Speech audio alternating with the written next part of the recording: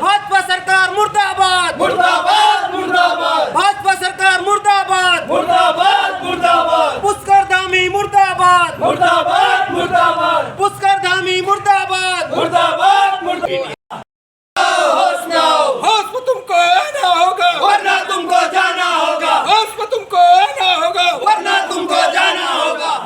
स्वास्थ्य सेवाएं बेहतर करो बेहतर करो, बेहतर करो। पुष्कर धामी मुर्दाबाद मुर्दाबाद मुर्दाबाद पुष्कर धामी मुर्दाबाद मुर्दाबाद मुर्दाबाद। पुष्कर धामी शर्म करो शर्म करो, शर्म करो, पुष्कर धामी शर्म करो शर्म करो, शर्म करो। पुष्कर धामी मुर्दाबाद मुर्दाबाद मुर्दाबाद। नमस्कार, मैं चंद्रशेखर जोशी, देवभूमि टुडे में आपका स्वागत है। आज हरेला का पर्व है, सभी को हरेली की बहुत शुभकामनाएं। लेकिन जो मौका है, जो माहौल है, जिस जगह पर हम खड़े हैं, ये कोई शुभ काम के लिए नहीं है। बेशक ये अस्पताल है और इस अस्पताल के जो मुख्यमंत्री पुष्कर सिंह धामी के निर्वाचन क्षेत्र वाले जिले का सबसे बड़ा अस्पताल है चंपावत का जिला अस्पताल। इस महीने ये माना जा रहा था कि चंपावत डिस्ट्रिक्ट हॉस्पिटल में स्वास्थ्य सेवाओं में और बेहतर सुधार होगा। सिटी स्कैन शुरू होने की बात बार बार आ रही थी, उसको लेकर जो तैयारियां चल रही हैं, जो उसको फाइनलाइज़ किया जा रहा है वो अपनी जगह। लेकिन कल 15 जुलाई को चंपावत जिला अस्पताल में एक बार फिर जो अव्यवस्थाएं हैं हॉस्पिटल की वो सामने आई। अब ये अव्यवस्थाएं अस्पताल की हैं, स्वास्थ्य विभाग की प्रशासनिक स्तर की है। बहरहाल एक गर्भवती महिला जो अस्पताल में लाई गई थी 15 जुलाई की तड़के 3:30 बजे के करीब। अमीषा लोहाघाट की थी, चांदमारी की थी। लेकिन यहाँ आने के बाद उन्होंने एक गर्भ चाइल्ड, एक बच्ची को जन्म दिया और उसके कुछ देर बाद अस्पताल से रेफर करने के थोड़ी देर बाद उस जो अमीषा की मौत हो गई। रसूता की मौत एक बार फिर चंपावत अस्पताल के लिए तो लगातार जो स्थितियाँ आई हैं बीते 3 सालों में इस ज़िले के अलग अलग अस्पताल में जो मौत का आंकड़ा है, चाहे वो गर्भवती महिलाओं का हो, चाहे प्रसूताओं का है, वो लगातार बढ़ रहा है। और अस्पताल की जो दावे किए जा रहे हैं कि हॉस्पिटल जो चंपावत ज़िला आदर्श ज़िला है और आदर्श ज़िले में जाहिर बात है कि स्वास्थ्य सेवाएं भी बहुत आदर्श होनी चाहिए। क्या वो हैं?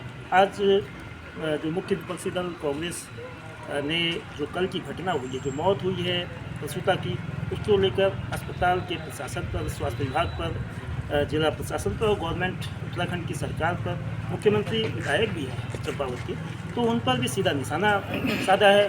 पूर्व विधायक, 2 बार के विधायक, कांग्रेस के नेता हिमेश खंडवाल इस पूरे मामले में साथ है। तो हिमेश जी, क्या है पूरा ये प्रकरण? आप लोगों की आपत्ति क्या है? अस्पताल को लेकर नाराजगी क्या है? स्वास्थ्य सेवाओं को लेकर क्या है? क्या अपेक्षा रखते हैं? देखिए, बड़े बड़े दावे किए जा रहे हैं और आप देख रहे होंगे, आप तो जुड़े हुए हैं, इससे बद से बदतर होती जा रही हैं स्वास्थ्य सुविधाएं। क्या हालत जिला अस्पताल के हो गए हैं। कल एक मौत, और ये कोई मौत नहीं है, हर दूसरे तीसरे महीने कुछ ना कुछ इंसिडेंट ऐसे हो रहे हैं जहां इलाज के अभाव पर लोग अपने प्राण यहाँ पे छोड़ रहे हैं। कि गायनोकोलॉजिस्ट नहीं है, आप बताइए। दोनों सीनियर एलएमओ जो है उसको सीएमओ ऑफिस में अटैच कर दिया गया है। एक और लेडी डॉक्टर थी, पैथोलॉजिस्ट राजीव भटनागर, उसको टीबी हॉस्पिटल का चार्ज दे दीजिएगा। मतलब कोई पुरसा हाल नहीं है। क्या जिला प्रशासन, जिलाधिकारी देख रहे हैं, क्या मुख्यमंत्री देख रहे हैं और उस पर दावा कि आदर्श जिला है चंपावत और इसी की तर्ज पर पूरे उत्तराखंड का विकास किया जाएगा। अपने आप में ये कहना हास्यास्पद है। इतने बुरे हालत चंपावत के और तुम पूरे प्रदेश को ऐसा बना दोगे। आज ये चंपावत के लोग, इन्होंने विधायक नहीं चुना था, इन्होंने मुख्यमंत्री चुना था।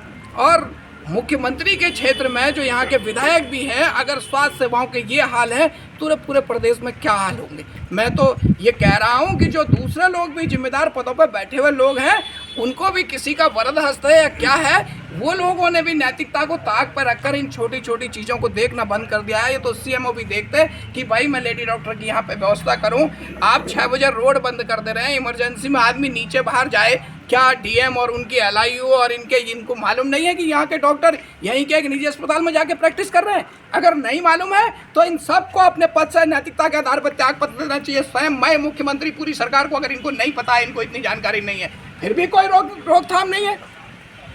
खुला जो है एक जनता की, लोगों की जान के साथ खिलवाड़ हो रहा है और कोई भी उस पर वो नहीं ले रहा। आज त्यौहार का दिन था, हरेला का दिन था, मगर शुरू सुबह से मन विचलित था और कांग्रेस के लोग हम इकट्ठे होकर आए, मैं टनकपुर था, मैं वहाँ से आया और हमने आज यार शुरुआत की है, मुख्यमंत्री का पुतला फूका है और उनको ये चेतावनी दे रहे हैं कि वो चेत जाएं। अगर वो नहीं चेतेंगे तो हर रोज़ आंदोलन होंगे। आज हम अचानक प्रोग्राम बना, कुछ कम संख्या में है, कल जनसैलाब सड़कों पर होगा। ये चंपावत के लोग हैं और मैं यहाँ के नौजवानों के आह्वान करना चाहता हूँ। मैं तो उत्तराखंड आंदोलन से जुड़ा रहा हूँ, कैसे यहाँ की मातृशक्ति, कैसे यहाँ के युवा सड़कों पर उतरे थे। ये सब नौजवान जो 1.5 GB डाटा में अपनी ज़िंदगी को बर्बाद कर रहे हैं मोबाइल में लग करके, वो 1.5 GB डाटा और मोबाइल छोड़ के सड़कों पर उतरे। ये उनके हमारे सबके आने वाली पीढ़ियों के भविष्य का सवाल है। हर क्षेत्र में सरकार पूरी तरह विफल है और स्वास्थ्य सेवाओं को तो बिल्कुल भंडाधार है। तो उसके विरोध में हमने आज यहाँ मुख्यमंत्री का पुतला फूका है और अगर ये नहीं चेतेंगे तो हम फिर दोबारा बड़े पैमाने पर आंदोलन करेंगे।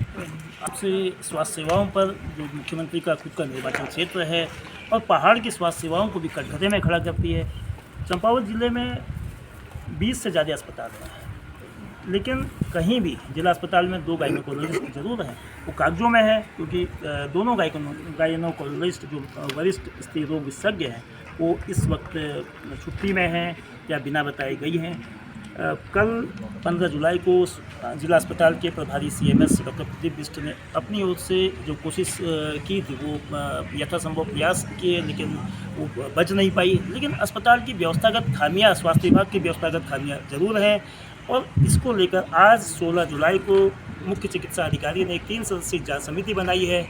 जो टनकपुर की जो सर्जन है, वरिष्ठ सर्जक डॉक्टर प्रभा जोशी, एक वरिष्ठ डॉक्टर मंजीत सिंह और इसके अलावा एक योगेश जोशी, 3 सदस्यीय समिति है। 5 दिनों में उसको रिपोर्ट देनी होगी कि मौत के कारण, उसके लिए अगर कोई जवाबदेह है, जिम्मेदार है, दोषी है तो उस पर क्या कार्रवाई होती है। लेकिन अस्पताल और स्वास्थ्य विभाग की एक और स्थिति जो आदर्श नहीं कही जा सकती है, ये जिला अस्पताल पिछले महीने से अलग अलग कारणों से चर्चा में है। पिछले महीने 15 जून को एक और मसले पर, जो आयुष्मान योजना को लेकर अनियमितता का मामला था, वो अंदर से ही उठा। अंदर से मतलब आयुष्मान योजना के जो जिला समन्वयक थे प्रदीप मिश्रा, उन्होंने अस्पताल के ही कई लोगों पर, जो सीनियर लोग भी थे, उन पर आरोप लगाए थे कि पैसा लेकर इलाज करने का आयुष्मान योजना के बावजूद। उसकी भी जांच चल रही है। 15 जून को जांच के आदेश दिए गए थे, 15 दिन में वो जांच पूरी होनी थी, लेकिन 1 महीना और 1 दिन, आज 16 जुलाई है,